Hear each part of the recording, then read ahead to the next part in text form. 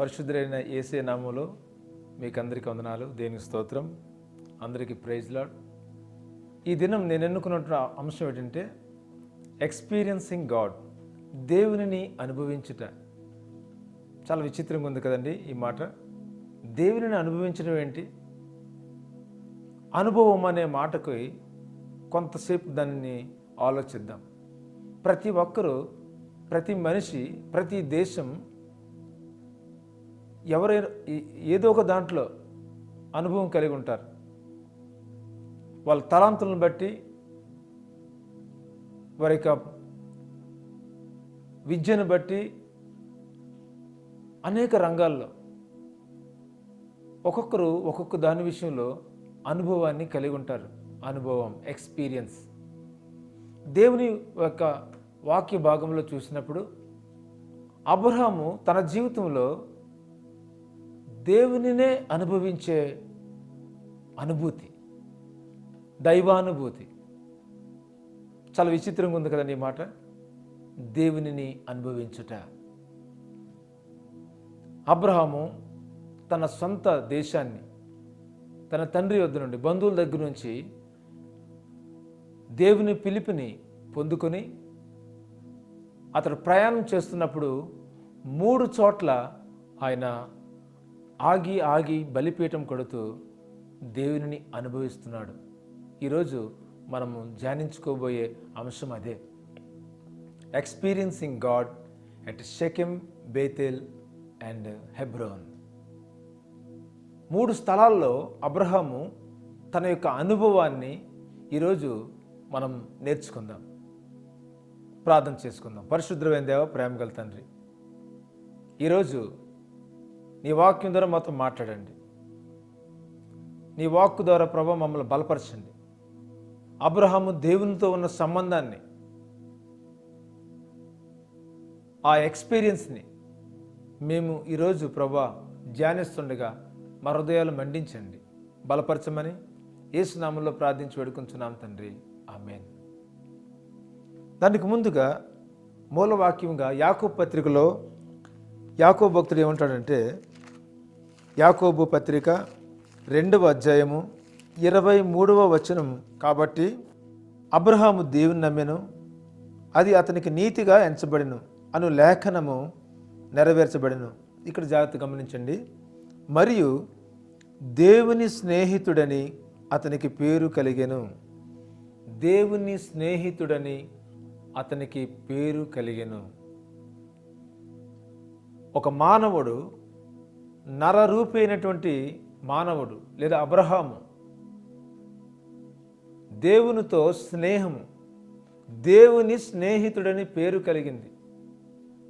గమనించండి, ఎలాగా స్నేహితుడయ్యాడు?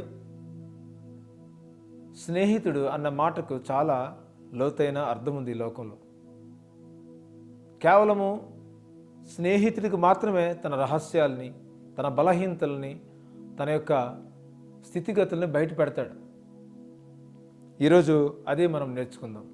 3 స్థలాల్లో అబ్రహాం యొక్క అనుభవము, దేవునిని ఎలాగ అనుభవిస్తున్నాడు. సంఘము ఈరోజు అది నేర్చుకోవాలనేదే నా ఆశ. చూడండి, ఆదికాండము 12వ అధ్యాయము 6-7 వచనాలు చూసినప్పుడు 3 స్థలాలని చెప్పాను కదండి.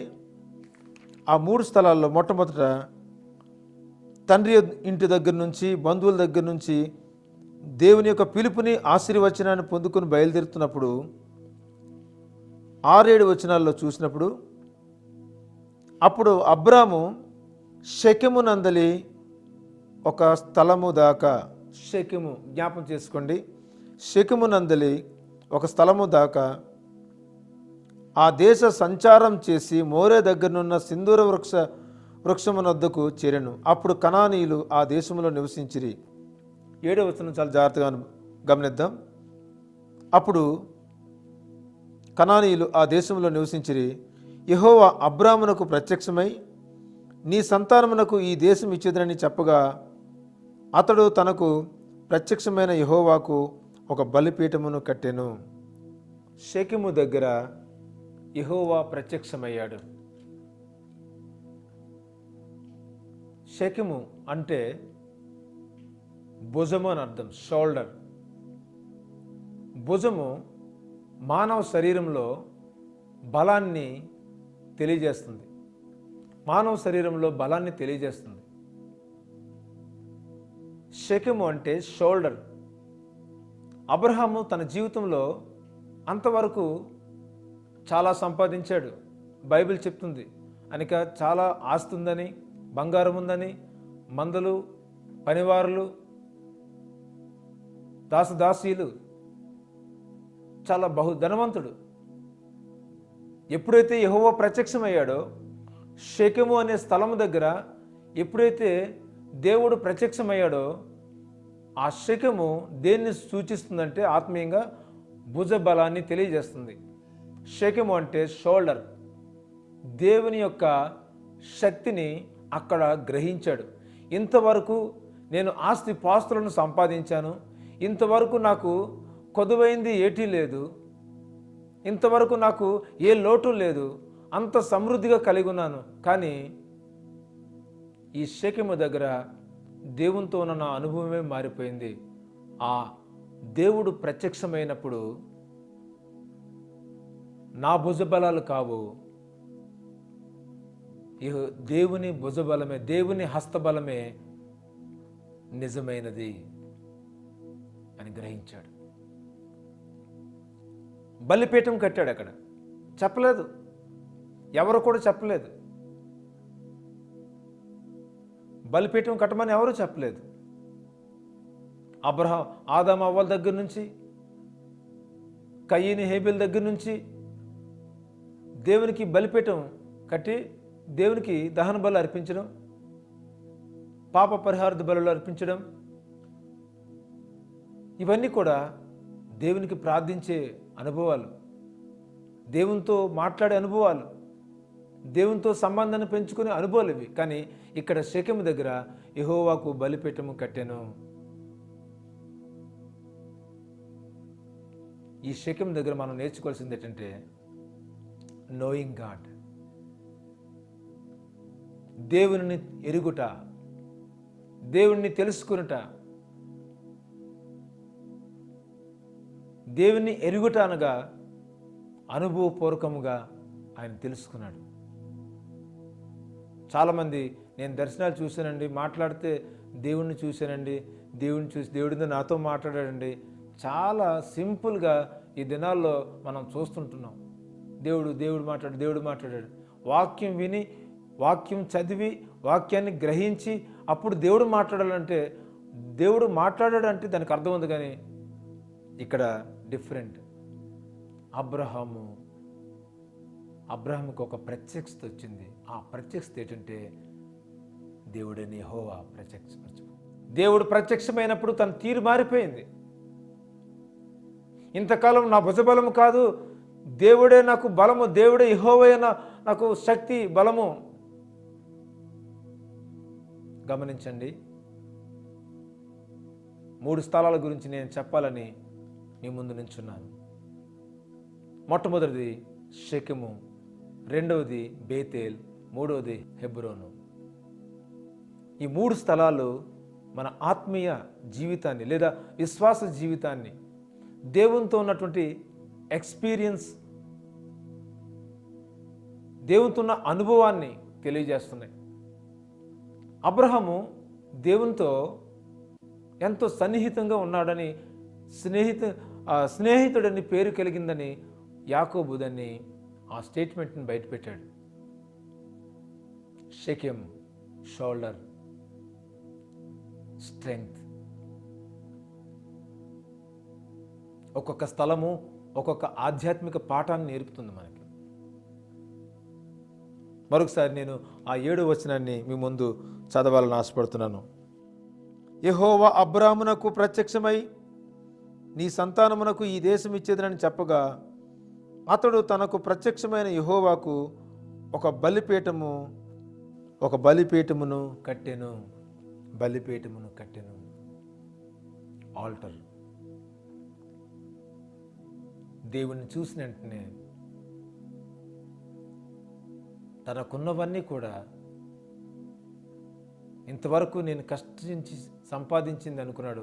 ఎప్పుడైతే షెకెము దగ్గర తన ఆలోచన మారిపోయింది, నా బలము కాదు, యేసే నా బలము, తండ్రే నా బలము, ఆ దేవాది దేవుడే నాకు శక్తి అయి ఉన్నాడు.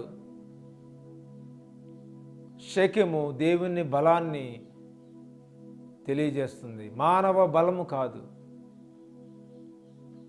కీర్తనల భాగంలో మనం చూస్తాం కదా, దేవుడు గుర్రముల బలమును బట్టి కానీ, నరుల కాలి సత్తువును బట్టి కానీ ఆయన ఆనందించడు. నేను రెక్కల ముక్కలు చేసుకుని మీకు పెంచుతున్నాను, కష్టపడుతున్నానని చాలామంది తప్పుగా వింటాం మనం. సామెతల గ్రంథంలో జ్ఞాని ఏం రాశాడంటే, యెహోవా ఆశీర్వాదం ఐశ్వర్యం ఇచ్చును, నరుల కష్టము చేత ఆ ఆశీర్వాదం ఎక్కువ కాదు. షెకెం షోల్డర్, దేవుని యొక్క బలము, దేవుని శక్తి. చాలామంది కుటుంబాల్లో ఏమంటారంటే, నేను ఇదంతా లేదా మా తాతగారు ఇలాగా చాలాసార్లు మనం చెప్పుకుంటాం. నిజమే, అది వాస్తవమే. సత్యం ఏంటంటే దేవుడే మన బలం. చూస్తుంది వాస్తవమే. బైబిల్ ప్రకారంగా, దేవుని వాక్య ప్రకారంగా చూస్తే సత్యం ఏంటంటే ఆయనే మన బలము. రెండవది చూడండి ఒకసారి, 8వ వచనం, ఆదికాండము 12:8. అక్కడ నుండి షెకెము నుండి, మోరే దగ్గర నుండి బయలుదేరి, అక్కడి నుండి అతడు బయలుదేరి బేతేలుకు తూర్పునున్న కొండకు చేరి, పడమటనున్న బేతేలునకును తూర్పునకును హాయికిని మధ్యన గుడారం వేసి అక్కడ యెహోవాకు బలిపీఠమును కట్టి యెహోవా నామమున ప్రార్థన చేసెను. అతడు బయలుదేరి బేతేలునకు అక్కడ గుడారం వేసి యెహోవాకు బలిపీఠం కట్టి యెహోవా నామమున ప్రార్థన చేసెను. ప్రయాణము, అబ్రహాము ప్రయాణం చేస్తున్నాడు. ఆయన చూపించే పట్టణానికి, ఆ చూపించే దేశానికి వెళ్ళాలి, దేవుడు చెప్పే ప్రాంతానికి వెళ్ళాలి. ఈ మధ్యలో కొన్ని మజిలీలు. మొట్టమొదట షెకెం దగ్గర ఆగి యెహోవా ప్రత్యక్షతను, దేవుణ్ణే భ్రమ కాదండి,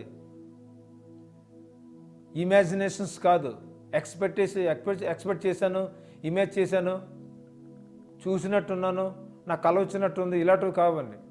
దేవుడు అబ్రహాముని దర్శించాడు. అబ్రహాముకి దేవుని యొక్క దర్శనం కలిగింది షెకెం. అక్కడి నుంచి బేతేలుకు వచ్చాడు. బేతేలు హౌస్ ఆఫ్ గాడ్, దేవుని మందిరము. బేతేలు అంటే దేవుని మందిరము. దేవుని మందిరం అనగానే ఒక దేవునితో ముఖాముఖి అనుబంధం. దేవుని మందిరము. పౌలు అంటాడు, మీ దేహము దేవుని ఆలయము, మీరు మీ సొత్తు కారు, మన శరీరము దేవునికి నిలయమై ఉంది. హృదయమైన తలుపునొద్ద నేను తట్టుచున్నాను, ఎవరు నా స్వరం వింటారో నేను వారిలోనికి వచ్చి నేను భోజనం చేస్తాను, సహవాసం చేస్తాను. దేవాలయము బేతేల్. ఆ బేతేలు యొక్క అనుభవాన్ని మరొకసారి మనము దాన్ని ధ్యానిస్తే, ఆదికాండము 35, దేవుడు యాకోబుతో, నీవు లేచి బేతేలునకు వెళ్ళి అక్కడ నివసించి, నీ సహోదరుడైన ఏసావు ఎదుటి నుండి నువ్వు పారిపోయినప్పుడు నీకు కనబడిన దేవునికి అక్కడ బలిపీఠమును కట్టుమని చెప్పాను. బేతేలు. జాగ్రత్త వినండి, బలిపీఠం కట్టుట చాలా ప్రాముఖ్యమైన విషయాలు. కొన్ని సందర్భాల్లో మనం ఎక్కడున్నామో, ఏ స్థలంలో ఉన్నామో, ఏం చేస్తున్నామో కొన్నిసార్లు గ్రహింపు లేకుండా మన జీవన విధానము దొర్లించేస్తున్నామని అనిపిస్తుంది. కొన్ని వాహనాలు బ్రేక్ వేయకుండా, పర్మనెంట్ కొంత బ్రేక్ ఉంటుంది, ఆ బ్రేక్ వేయకుండా వెళ్ళిపోతారు. ఇది క్రమేణా ఏమవుతుందంటే అది అలాగ దానికదే జారుకుంటూ వెళ్ళిపోద్ది. అలాగే మన జీవిత ప్రయాణంలో కొన్నిసార్లు జరుగుతుందేమో అని అనిపిస్తుంది. అబ్రహాం అలా కాదు, షెకెము నుంచి బేతేలుకి బయలుదేరాడు. బేతేలులోని దేవునితో ఇంకా లోతుల్లోకి వెళ్తున్నాడు. దేవునితో ఎలా వెళ్తున్నాడంటే ఇంకా ఒక మనిషికి ఉన్న సంబంధం, శరీర రీతిగా ముఖాముఖిగా దేవునితో ఉన్న అనుబంధం. బేతేల్ మొట్టమొదటి షెకెంలో నా బలం కాదు, యేసయ్య నా బలము అని చెప్పి తన విశ్వాస జీవితాన్ని బలపరుచుకున్నాడు. ఈ బేతేల్ దగ్గర దేవుడు నాకు ప్రత్యక్షమయ్యాడు, కానీ ఎదురుగా అసలు నాలోనికి దేవుడు వచ్చాడని చెప్పి తన దేహమే, తన శరీరమే దేవాలయం. ఈ బలిపీఠాలు ఇక్కడ నేను కట్టి మరొక దగ్గరికి వెళ్ళిపోవచ్చు, కానీ నేను మోసుకుని పోవాలంటే దేవుడు. ఒకప్పుడు నేను బొమ్మలు అమ్ముకున్న వాడిని, ఇప్పుడు ఆ దేవాది దేవుడే, ఆ సృష్టికర్తే నాలోనికి వచ్చాడు. ఇక్కడ బలిపీఠం కట్టి మరలా ఇంకో ప్లేస్కి వెళ్ళి అక్కడ బలిపీఠం కట్టి నేను ప్రార్థించవచ్చు, లేకపోతే ఏదైనా బలులు అర్పించవచ్చు, కానీ నా హృదయమే, నా శరీరమే దేవునికి మందిరం అని మరి కొద్ది లోతులోకి వెళ్ళాడు. గమనించండి, షెకెము అంటే దేవుడే మన బలం. బేతేల్ అంటే ఆయన మన మందిరం, మనమే మందిరమై ఉన్నాము ఆయనకు. నీ దేహమే ఆలయం. తర్వాత మూడవది హెబ్రోను. హెబ్రోన్ అనగా కమ్యూనియన్ లేదా ఫెలోషిప్, లేకపోతే ఫ్రెండ్షిప్ అని కూడా అనొచ్చు. కమ్యూనియన్ అంటే ఇంకా బాగుంటుంది. Fellowship with God and with others. ఈ హెబ్రోను చూడండి, ఒకసారి ఆ మాట చదువుదాం. ఆదికాండము 13:18. అప్పుడు అబ్రాము తన గుడారం తీసి హెబ్రోన్లోని మమ్రే దగ్గరనున్న సింధూర వృక్ష వనములోనికి దిగి అక్కడ యెహోవాకు బలిపీఠం కట్టెను. హెబ్రోను అనగా సహవాసము, కమ్యూనియన్. ఇంకా లోతుల్లోనికి, ఇంకా చెప్పాలంటే హెబ్రోన్ అంటే ఐక్యత అని మనకందరికీ అర్థమయ్యే భాషలో మనం చెప్పుకోవచ్చు.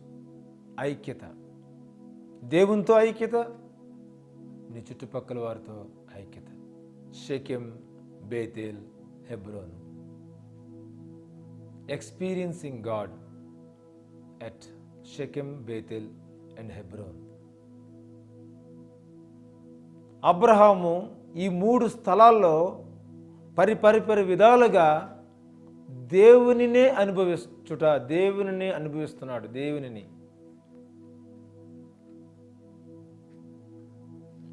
మానవుడి యొక్క అనుభవాలు ఏంటంటే లోకాశలు, శరీరాశలు. మనిషి అనుభవాలు ఏంటంటే ఏదో ఒక రంగంలో, ఒక ఆహారంలోనో, ఒక వస్త్రంలోనో, ఈ లోక భోగభాగ్యాల్లోనే అనుభవాలు కలిగి ఉన్నాడు తప్ప, సంపాదించడంలో అనుభవాలు కలిగి ఉన్నాడు తప్ప క్రీస్తును అందుకే పౌలు అంటాడు, నేను క్రీస్తును సంపాదించుకొని నష్టంగా, మిగతావన్నీ కూడా నష్టంగా నేను ఎంచుకుంటున్నాను.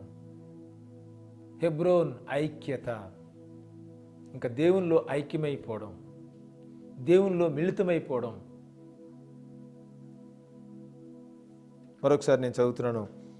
ఆదికాండం 12:9 ఏముందంటే 8:9, అక్కడ నుండి అతడు బయలుదేరి బేతేలుకు అక్కడ గుడారం వేసి యెహోవాకు బలిపీఠం కట్టి యెహోవా నామమున ప్రార్థన చేసెను. 9వ వచనం, అబ్రాము ఇంకా ప్రయాణం చేయుచు దక్షిణ దిక్కునకు వెళ్ళెను.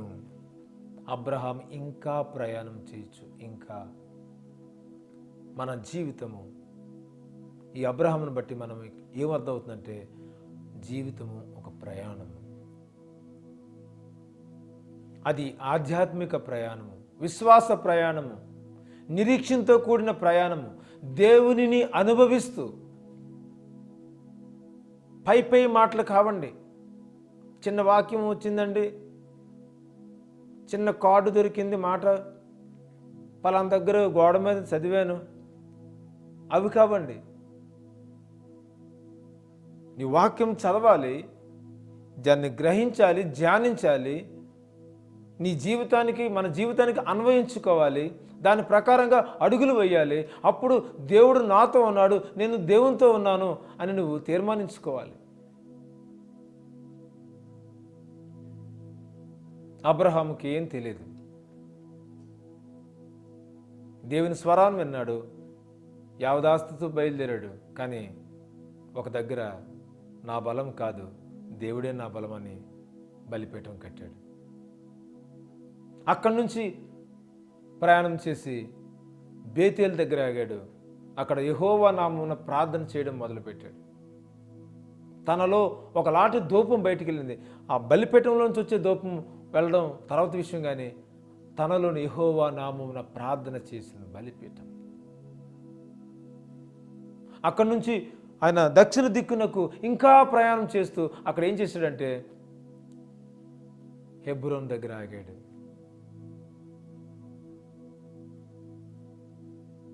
ఆ హెబ్రోన్ గురించి ఒకసారి దావీదు అనుభవంలో దేవుడు ఎలాగా దాని విషయం చెప్పాడో ఒకసారి చూద్దాం. అక్కడ 2 సమూయేలు 2వ అధ్యాయము 1వ వచనం చూసినప్పుడు, ఇది జరిగిన తర్వాత యూదా పట్టణంలోనికి నేను పోదునా అని దావీదు యెహోవా యొద్ద విచారణ చేయగా, పోవచ్చునని యెహోవా అతనికి సెలవిచ్చును. నేను పోవలసిన స్థలం ఏది అని దావీదు మనవి చేయగా, హెబ్రోనుకు పొమ్మని ఆయన సెలవిచ్చెను. హల్లెలూయా. హెబ్రోను అదే 5వ అధ్యాయంలో ఏముంటుందంటే 2 సమూయేలు 5:1-2-3 వచనాలు. ఇశ్రాయేలు వారి సకల గోత్రముల వారు హెబ్రోన్లో దావీదు వద్దకు వచ్చి, చిత్తగించము, మేము నీ ఎముకనంటిన వారము, రక్త సంబంధులము. పూర్వకాలమున సౌలు మా మీద రాజయ్యుండగా నువ్వు ఇశ్రాయేలీయులను నడిపించువాడవై ఉంటివి. అయితే ఇప్పుడు నీవు ఇశ్రాయేలీయులను బట్టి నా జనులను పాలించి వారి మీద అధిపతివై ఉందువని యెహోవా నిన్ను గురించి సెలవిచ్చి ఉన్నాడని చెప్పిరి. మరియు ఇశ్రాయేలు వారి పెద్దలందరూ హెబ్రోన్లో రాజునొద్దకు రాగా, రాజైన దావీదు హెబ్రోన్లో యెహోవా సన్నిధిని హెబ్రోన్లో యెహోవా సన్నిధిని వారితో నిబంధన చేసిన గనుక ఇశ్రాయేలు వారి మీద రాజొకటికై దావీదునకు పట్టాభిషేకం చేసిరి. ఎక్స్పీరియన్స్. దేవుని సన్నిధి, హెబ్రోన్లో దేవుని సన్నిధి, హెబ్రోన్లో దావీదు రాజు దేవునితో సన్నిహిత సహవాసం. నేను ముగింపుకు వస్తున్నాను. మన ప్రభు యేసుక్రీస్తు ఈ 3 అనుభవాలు మనం చూడగలం. భూమి మీద ఆయన శరీరధారిగా జీవించిన దినాల్లో యేసుక్రీస్తు కూడా తన బలాన్ని ఎప్పుడు కూడా ప్రత్యక్షపరచబడలేదు. తన మహిమను ఎప్పుడు కూడా, నేను తండ్రిని మహిమపరచడానికి వచ్చానని చెప్పి ఆయన ఆహార పదార్థాల కోసం కూడా తండ్రి మీద ఆధారపడినట్టుగా మనం చూడగలం.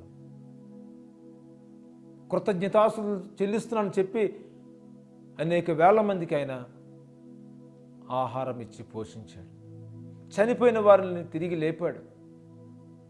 దేవుడు అతన్ని అభిషేకించను గనుక అతడు ఇవన్నీ చేశాడని దేవుని ఒక సువార్తలు మనం చూడగలం.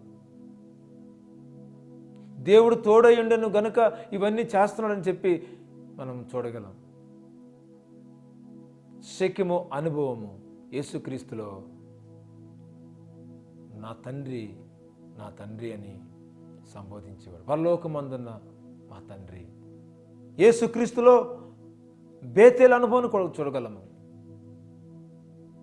తన మందిరము అనగా దేవుడే. అంతవరకు మనం గొప్ప గొప్ప గుడారాలు, ప్రత్యక్ష గుడారాలు, సొలొమోను మందిరము ఇలాంటివన్నీ చూసాం. కానీ ఆయనే ఈ లోకంలో ఒక ఆలయంగా మనకు వచ్చాడు. తన ఆలయము అనగా తన దేహము. అందుకే ఒకసారి ఒక సందర్భంలో ఈ దేవాలయాన్ని పడగొట్టండి, నేను 3 దినాల్లో లేపుతానని తన యొక్క మరణం గురించి, సిలువ మరణం గురించి చెప్తాడు. బాగా అర్థం చేసుకోండి. ఈ అంచె దినాల్లో ఏదో పొడి విశ్వాస బతకడం కాదండి. నేను ముగింపుకు వస్తున్నాను. యేసుక్రీస్తులో షెకెము అనుభవాన్ని చూడొచ్చు.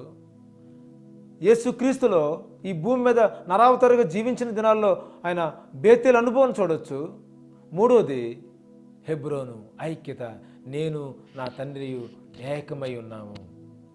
నేను నా తండ్రియు ఏకమై ఉన్నాను. హెబ్రోన్, ఇదిగో నా శరీరము అని రొట్టె విరిచాడు. ఇదిగో నా రక్తం అని చెప్పి ద్రాక్షరసం ఇచ్చాడు.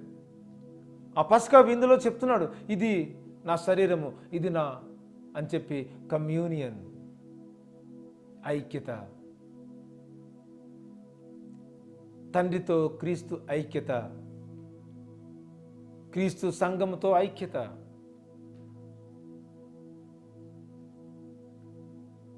దేవునిలో ఏకమైపోవడం.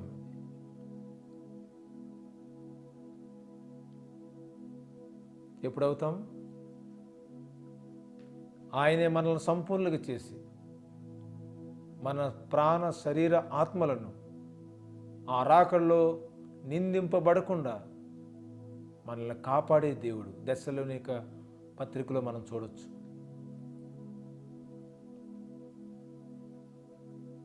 షెకెము అనుభవంలో మన యొక్క బలము కాదు, యేసే బలమని మనం ఒప్పుకొని తీరాలి. బేతేలు అనుభవంలో నీవు దేవునితో పరస్పరంగా ఇంటరాక్ట్ అవ్వాలి. దేవునితో. మూడోది దేవునిలో ఐక్యం అవ్వాలి. ఇతరులతో కూడా మనము ఐక్యంతో ముందుకు వెళ్ళాలి, సమాధానంతో ముందుకెళ్ళాలి. Experiencing God. అందుకే యాకోబు పత్రికలో ఆ యాకోబు భక్తుడు ఇతనికి దేవుని స్నేహితుడని పేరు కలిగెను. యాకోబు 2:23లో మనం చూడగలం.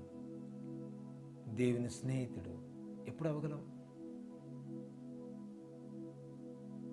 ఈ షెకెము, బేతేలు, హెబ్రోన్ యొక్క అనుభవాలు ఉన్నప్పుడే. వాక్యాన్ని ఈజీగా తీసుకోదండి దయచేసి. యేసుక్రీస్తులో ఈ 3 అనుభవాల్ని మనం ప్రస్ఫుటంగా చూడగలం. పగలంతా పరిచయం చేస్తూ రాత్రి దేవునితో, తండ్రితో ఏకాంతము గడిపినటువంటి మన ప్రభు అయిన యేసుక్రీస్తులో షెకెము,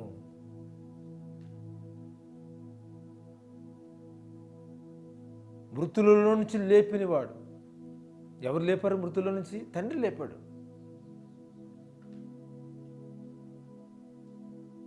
సిలువలో ఆయన భుజాలు కనిపిస్తున్నాయి, సిలువలో ఆయన యొక్క రక్తం కనిపిస్తుంది, ఆయన గాయాలు కనిపిస్తున్నాయి.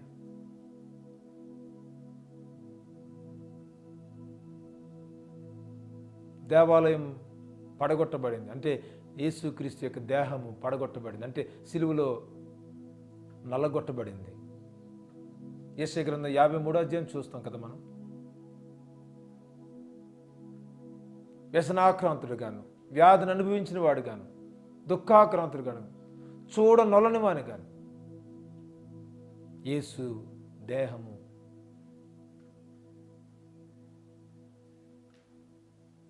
ఆయన పొందిన దెబ్బల చేత మనకు స్వస్థత, ఆయన కార్చిన రక్తం ద్వారా మనకి క్షమాపణ. ఒక మతాన్ని స్థాపించడానికి రాలేదు, భూమి మీద ప్రతి మానవాళి కోసం ఆయన జన్మించాడు, మరణించాడు, తిరిగి లేచాడు, ఆయన ఆరోహణమయ్యాడు, ఆయన త్వరలో రాబోతున్నాడు. ఆఖరి సీన్ ఒకటి ఉంది అయింది, ఆయన త్వరలో రాబోతున్నాడు. Last scene. ఈ యుగం అంతం అవ్వబోతుంది, ఈ లోకం అంతం రాబోతుంది. అందుకే భూకంపాలు ఆయన చెప్పినట్టుగా నేను వచ్చే ముందు ఇవన్నీ వినాశకరమైనవి జరుగుతాయి, భయంకరమైన రోగాలు, భయంకరమైన తెగుళ్ళు వస్తాయి అని చెప్తున్నట్టుగానే తుఫాన్లు, రకరకాల సమస్యలు ఆయన రాబోతున్నాడు అనడానికి ఇది సూచన. ప్రేమ చల్లారిపోయినటువంటి స్థితిలో దినాల్లో ఉన్నాం. అందుకే షెకెము, బేతేలు, హెబ్రోను అనుభవాలు క్రీస్తు సంఘమైన మనకు అనుగ్రహించునుగాక. ఆమేన్. పరిశుద్ర, నీ కొందనాలు. ఈ వాక్యం ద్వారా మొత్తం మాట్లాడలేదు. అబ్రహాము నువ్వు పిలిచినప్పుడు పిలుపుకి లోబడి షెకెము అనుభవం కలిగి ఉన్నాడు, బేతేలు అనుభవం కలిగి ఉన్నాడు, హెబ్రోను ఐక్యమై నీతో లీనమైపోయి ప్రభా స్నేహితుడని పిలువబడ్డాడు. దేవుని స్నేహితుడి పేరు కలిగింది ఆయనకి. ఈ రోజుల్లో మా విశ్వాసం ఎలాగుంది? మా గుడారాలు ఎలాగున్నాయి? మా ఐక్యత ఎలాగుంది? దేవునితో నీతో ఎలాగ ఐక్యం కలిగి ఉన్నాము? ఇతరులతో ఎలాంటి సంబంధము సమాధానం కలిగి ఉన్నాము? మరొకసారి పరీక్షించుకుంటున్నాము. మమ్మల్ని ఈ 3 అనుభవాల్లో మా జీవితాల్లో, మా విశ్వాస ప్రయాణాల్లో మీరు మాకు తోడేండి నడిపించమని యేసు నామములో ప్రార్థించి వేడుకొంచున్నాము తండ్రి. ఆమేన్. Praise Lord. అందరూ కొందనాలు. మరొక సమయంలో మనం కలుసుకుందాం. దైవాశీస్సులు.